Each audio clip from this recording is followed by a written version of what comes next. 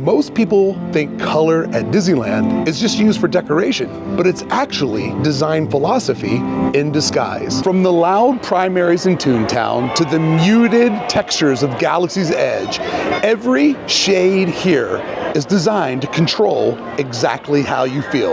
Let me take you for a lap around Disneyland and show you how Disney uses color to guide you through your emotions without you even realizing it. Brickey here, breaking down the color philosophy of Disneyland and how they use color to tell stories, navigate you, and manipulate you while you're inside the park. If you enjoyed today's video, make sure you hit subscribe. That is the best way to keep going on this journey with me, where you know what we do. We study Disneyland's past so we can better predict its future. But today, we're stopping somewhere in the middle, and I'm breaking down some of the design of Disneyland. I am a lifelong designer, over 3 decades in the design industry, and I was also once an illustrator for Disneyland at the Wonderground Gallery. So I know a thing or two about design, composition, and use of color. Let's go. Let's start simple, and we will work our way up to way more complicated color palettes. But if you ever thought about this, the Fab Five represent all the colors of the rainbow. With Mickey, you have the red. With Goofy, orange. Yellow, by my man Donald Duck. Green, with Pluto. Blue with Goofy, indigo and violet are provided by Minnie. The entire crew breaks out Roy G. Biv. Red, orange, yellow, blue, green, indigo, violet. They symbolize all the primary colors together as a group, making every kid instantly understand what they're looking at is inviting, because it is literally the spectrum of the world that they're trying to navigate. So in Toontown, we start off real easy. Every house looks just like the character that it represents. From Mickey to Minnie, to Donald's boat, to Pluto's store, and to Goofy's house, each home is made of the colors of the core character. This is color coding at its most simple to understand baseline, because this is a part of the park for the youngest citizens of Disneyland. Everything in here is loud, bright, and playful. There is nothing subtle about it. The colors exist opposite of each other in the color wheel, creating as much drama as possible, because little brains love loud indications to guide them through this world. They're trying to figure it all out. So color here literally acts like a cartoon. Red means action, yellow means fun, blue means safety. For kids and first-time visitors, Toontown is set up to be color storytelling 101. Primary colors are emotional shortcuts. They cut right to the point and get the most amount of attention with the least amount of color possible. They essentially flood the zone with taking up as much optical power with one color at a time, because these are essentially the parent colors that all other colors are blended from. Therefore, our eyes read them as the maximum amount of saturation. Saturation equals attention. So when we look at Mickey Mouse, red grabs attention, but it also creates excitement and energy. When we look at Goofy, blue equals friendly and safe. And even though everything always goes wrong for Goofy, it always does work out. So there is an indication of the wackiness does feel safe. When we look at the yellow or orange tones inside of Pluto, it equals happiness and optimism. That pretty much is the relationship that man has with his best friend. So designers use this idea of primary colors and what it symbolizes in books and animation for children, because it instantly is readable without needing any language. It's the way that our eyes and heart navigate the world. So this is 101, but let's think about this at a different level. This is where color alone can tell you who lives in what building. But what happens when Disney starts to use color to suggest stories instead of spelling them out? Another great color trick is when colors all cooperate, you stop questioning reality, because your brain just feels completely at ease. Everything here feels pastel, it feels light, it feels dreamlike, almost like you're walking through a watercolor painting. And if you look at the original concept artwork that Tony Baxter created for New Fantasyland in 1983, it is a watercolor of Walt's fantasy, something he couldn't afford to do in the opening days of the park, But 3 decades later, Tony Baxter was able to ambitiously bring Walt's original idea to life. In Fantasyland, these soft colors blend into one another. There's no hard contrast, there's no chaos. Every color complements its neighbor, just like you should do when you're in Fantasyland. With a calm and balanced palette, you do indeed feel like you're in the pages of a storybook. This isn't something that Disney created. This goes back to the beginning of fine art. It's a color philosophy known as analogous harmony. It creates comfort and immersion. And like I said, this didn't come from Disney. This came from one of the masters, Monet. When Monet would handcraft his subject matters into peaceful worlds, he did it with this color principle. Similar tones pull people into more peaceful moments. Colors live side by side in the color wheel. Your brain naturally relaxes. It's like background music for your eyes, versus going opposites in the color wheel, where you create extreme contrast and can create anxiety. Side by side is way more mellow, because there's no visual hard step. Each color is literally placed next to its next door neighbor. Outside of Pinocchio, you see the famous red and blue. Over at Snow White, you'll find the soft colors of royalty, of the light pinks, magentas, and a royal blue and gold. Peter Pan has its signature greens and browns, and Toad Hall is regal. It feels rich, just like Mr. Toad. That's why he has a hall.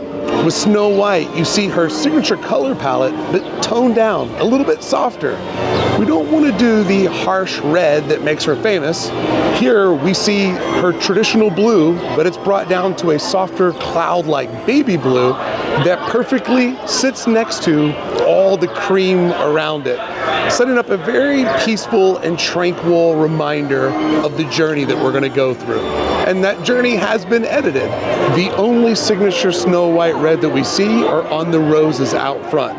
Very subtle, but does plant that little bit of her color palette in her front facade.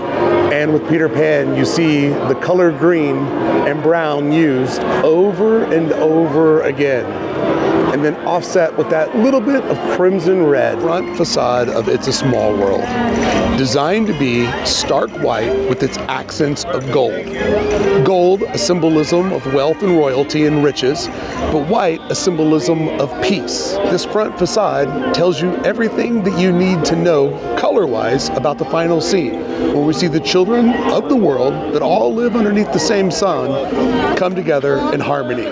This is designed to be a visual harmony that is inviting to everyone who comes to Disneyland. So in Fantasyland, color doesn't just decorate the story, color is the story. So compared to our first couple of locations, notice how in Adventureland, how muted everything becomes, and the park starts to lose its famous candy colors. Adventureland uses greens and browns and shadows, palettes of dirt, trees, and age. The Jungle Cruise specifically has all of the wood textures that you would come to expect from an old boat going through the Nile, but it also has the indication of the vegetation that you're going to see in with its deep forest green. Everything about this, whether you don't read or don't speak English, kind of sets up your expectations of what mystery is hiding behind this front facade. The temple for Indiana Jones is full of warm earth tones, but it also has lots of cracks and folds and distress. Everything in here is not too different than Indy's core colors of the brown leather jacket, the dusty suede leather hat that he wears, as well as the khaki pants and the tonal, not white, not cream, kind of dirty shirt. You feel that entire color palette all around here, of course, with other different icons to let you know that an Indy adventure is awaiting you, but the color palette says Indy in a way where it doesn't have to actually say it at all, because visually your brain interprets the adventure that you're getting ready to go on. Subtle but masterful.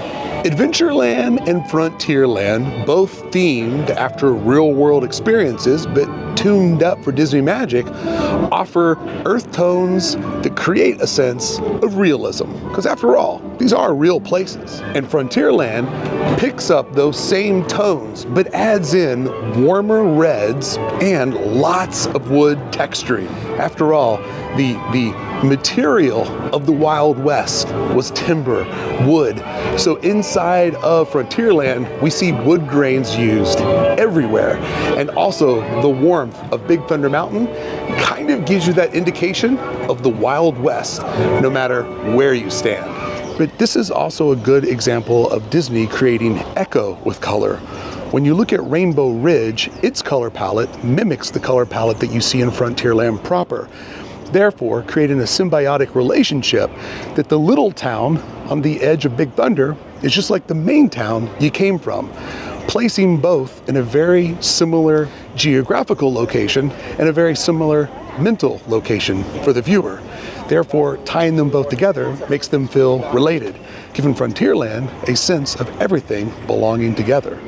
And warm, desaturated palettes create a sense of realism, basically selling the idea that you're someplace that really existed just a long time ago, but not in a galaxy far away. That's coming up later when we talk about textures. You see, artists like Rembrandt use limited earth palettes to make scenes feel more human and lived in. It's that warmth that reminds us of our own reality. The original Disney theme park designers, they didn't go to school for Imagineering, they were making up Imagineering. But they did go to school for fine art. So they incorporated a lot of the disciplines that they had learned in their formal art education, but made it applicable to creating the living movie sets of Disneyland. So color choices were often created to create contrasting zones to make the park feel bigger than what it is, but to also make each set feel more believable to the story that they were trying to convince you that was actually happening all around you. And here's where the real trick happens. Once Disney earns your trust through realism, then they can bend color towards emotion, and that's exactly what happens in our next location. Believe it or not, even Sorrowland tells a color story. Hard to hear, but it does tell it, and all the colors chosen were chosen for a time when it was Tomorrowland instead of Sorrowland. Because cool colors have been proven to make us feel like we're looking at something futuristic.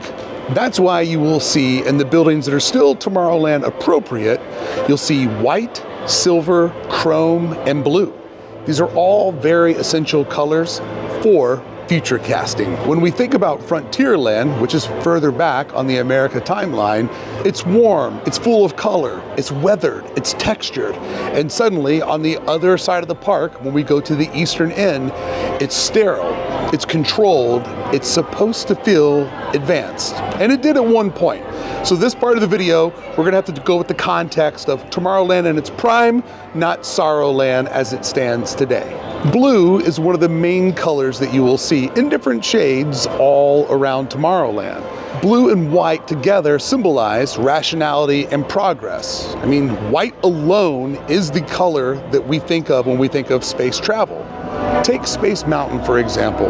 Its bright white facade symbolizes the rockets that man took to the moon and the uniforms they wore on their way there. It is meant to symbolize space travel.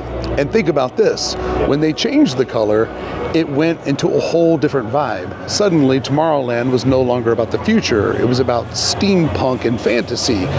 One switch of the color palette distinctly changed the entire vibe and outlet of Walt's original vision of Wonderland in his park that would focus on the future.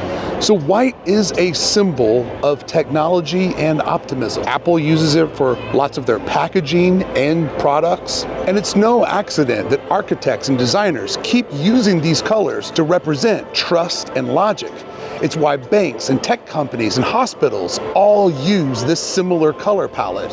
Bauhaus and mid-century designers believed that less color equaled more control, going with the less is more mentality, which is something that I absolutely love. It's why I wear nearly all black every single day. In Tomorrowland, Disney uses those same rules, clean colors for a clean conscience. But this is one version of the future. There's another version of the future here at Disneyland, even though it happened a long, long time ago.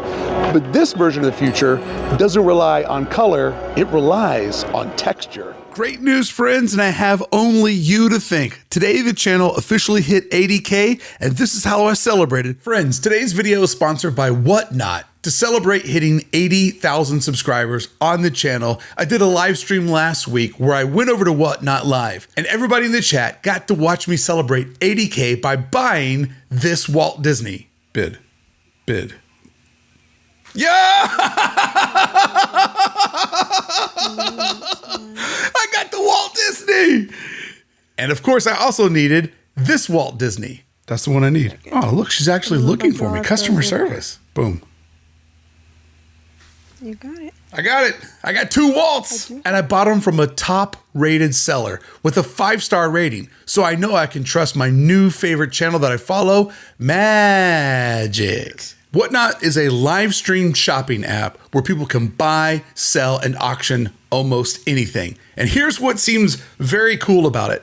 It's community-based. They have a wide variety of products, from Pokemon to stuff for sneakerheads, bags, park merch, and of course, all kinds of fun Disney items. And the fun part is you're connecting with a community of other collectors that all love these items just like you. I bought that from a live stream, but you can also get buy it nows. And I put a bid on an item that I have always wanted from my childhood. This is something that I want so bad. I had one back in the day. I've always thought that one would look so cool on my desk, and I kept telling myself when I hit 80,000, I'm going to reward myself with a Mickey Mouse telephone. Put in my maximum bid, and hopefully I'm going to get it tonight. You can use my link to sign up for Whatnot and get $15 off your first purchase. The link is in the description below, or click the QR code on the screen. Thank you so much to Whatnot for sponsoring today's video. And again, save $15 on your first purchase by clicking the link in the description below. Now back to today's video, and thank you for helping me get to 80K. Galaxy's Edge offers a different take on everything we've explored today because it really symbolizes when color disappears, the world feels a little bit more real. Everything that we've looked at so far and will continue to look at uses color to enhance experience and emotion. But Galaxy's Edge is absent of a lot of color, and it uses something different, texture, because after all, we are in a war-torn galaxy. We are far away from civilization, and this is a rural place in space. So it's telling a story of a struggle, of a rise and a resistance. Therefore, it's all about texture that makes this part of the park feel different than our own planet, and also different than everything that you just experienced in Disneyland proper. One of the most genius things that George Lucas did was he made something that felt futuristic, but instantly nostalgic. And the fact that he decided to make a lot of the ships in A New Hope and technology feel futuristic, but also at the same time beat up, worn out, distressed. That was kind of something that nobody had ever done before. And Galaxy's Edge does that exact same look. It's purposely beaten up and sun faded. When you explore it, you notice that everything is neutral, either looking like it's from stone or concrete. When there is color, it stays in a very muted palette. We see what appears to be dust and distress inside of the buildings and inside of the painting. And we see a lot of metal, but it's not perfect. It's scratched, it's rusted, it's scuffed up, cloudy. It's not shiny and metallic. It's not like the gold that we see in Fantasyland that symbolizes wealth and a rich experience. Here, it's industrial, it's structural. No bright colors in this land obviously makes it different than the rest of the park, but it also is meant to make it feel lived in and not animated. And the promise was, this would be where you could live your own Star Wars adventure. And because it feels so real, it does feel like you are actually living inside of one of the vignettes from the film. This is a Hollywood color trick, referred to as a diegetic palette. It's about cinematic realism. When we go back to the original concepts for Star Wars, this is a trick that designers and illustrators like Ralph McQuarrie use, where you use muted tones so that all of your special effects and characters stand out against their background. Think about all of this around you, and then think about the idea of solid gold C-3PO or solid black Darth Vader. The color theory is that the color looks like it belongs in the story's world, but not on top of it. It's a trick that Hollywood illustrators and designers use to make a sci-fi or fictional world feel way more realistic. It brings the surreal into a more realistic place. So when a land looks this real, it doesn't need color to tell you what's going on. The story here lives in the textures and the struggle that they indicate. Let's take some of the signature attractions of Galaxy's Edge as a working example. Millennium Falcon Smuggler's Run front facade is basically colorless, but it is full of texture. It's beaten up, it's grimy, it's lived in, just like the Falcon itself. Out front of Rise of the Resistance, the key color that we see, again, is basically white, even though it's texturalized up and looks like concrete, and blue. As we just learned over in Tomorrowland, white and blue is an indication of the future. But here, it has a little bit of a different tone. The blue goes back to New Hope, and the lightsaber that Obi-Wan Kenobi got from Anakin Skywalker and handed over to Luke. That symbolism of blue from Star Wars is really the entire trilogy, all 9 films, threaded together in one use of color, the color blue. And then when we look at Oga's Cantina, it's warm. It's a little bit more earth color. This is supposed to be where people celebrate, drink, joy, get together. It's the community space. So therefore, versus a spaceship that you fly to escape or another area which is a resistance, it is meant to be the spot of celebration. Therefore, its color palette is one of the warmest things that you will find in all of Galaxy's Edge. And of course, Main Street USA with all of its warmth and instant nostalgia. So the color theory for Main Street USA is actually a very brilliant one. And this is where they started to really think about how are we going to make movie sets that people will live in. Because here, warm color isn't decoration, it's emotional engineering. This entire street, every color, every texture, every building, and its scale was all designed to feel friendly and instantly nostalgic, and as well as instantly recognizable. Main Street USA is nowhere. It's not Marceline, Missouri. It's not a town in Colorado. It doesn't really exist anywhere except for in our hearts. This is an idealized version of an American city, small town USA at the turn of the century. But it's no place real. It's only here. Even though across Disneyland we'll see lots of color, we'll be introduced to lots of grit, this is like stepping into a hug. Because it's the first place that greets us once we go through the tunnel, it instantly surrounds us with a feeling of comfort, safety, establishing instantly that today you're escaping from reality. Each of the buildings here glow in creams and reds and golds, colors that make people feel safe and welcome. It always feels like you're walking into a memory that never really existed, but also instantly feels familiar. Because the Disney artists knew that warm colors trigger a sense of comfort and also belonging. Here, urban designers do what they do all around the world. They use tones of beige and cream and yellow to soften everything around you, to lower anxiety in a public space. Red is used as an accent color or as fictional bricks that give you a sense of sturdiness and comfort. Main Street is built to feel like your home, or at least Disneyland's home. Here, it's friendly. The vehicles move slow. Everything feels safe. That instantly sets positive expectations for the rest of your visit. It is 100% designed to manipulate your mood so that you linger longer and feel at ease. It just literally takes all the stress right out of everything. And so many people that love coming here time and time again, you know that feeling of walking into town square and how you just exhale, I'm here. And it feels like home. The first land that you see is the land that absolutely sets up how Disney will use color for the rest of your visit. It creates a full circle moment of this is where you begin and end your day. As you travel around to buildings that are symbolized to be the homes of obvious characters, but it goes much deeper than that because there is an invisible psychology of color that is everywhere around Disneyland when you enjoy a day and take a lap around its adventures.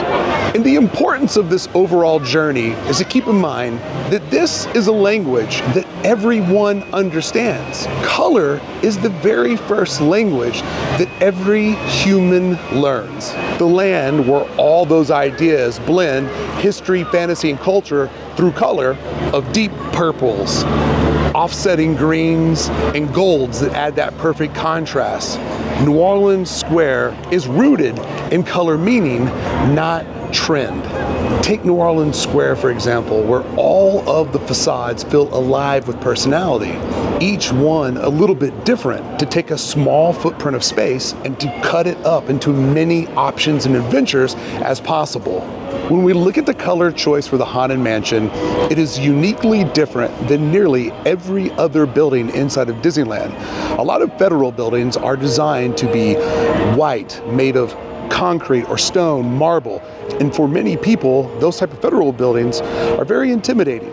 The Haunted Mansion, with its almost white palette, is probably one of the brightest buildings at Disneyland. But it also has a lot of signature design flares that gives it that intimidation that you would see with a traditional federal or government style building, with its columns and its architecture all coming together to tell a very hands-off story, to sort of feel intimidating as it also sits crest up on a hill. But then again, when we look at the colors, think about this. We see off-whites, which what color is a ghost in the afterlife? And then with all the green trim, where do people go when they pass away? Below the ground. So the color on this one, more subtle, but it is telling you a subconscious story of this place is intimidating, it is full of ghosts, and it's where you go once you go below ground. One of the things that you will learn in art school is as color has a universal meaning. The color journey we've been on today shows you that each one of those universal meanings also invokes a different type of emotion.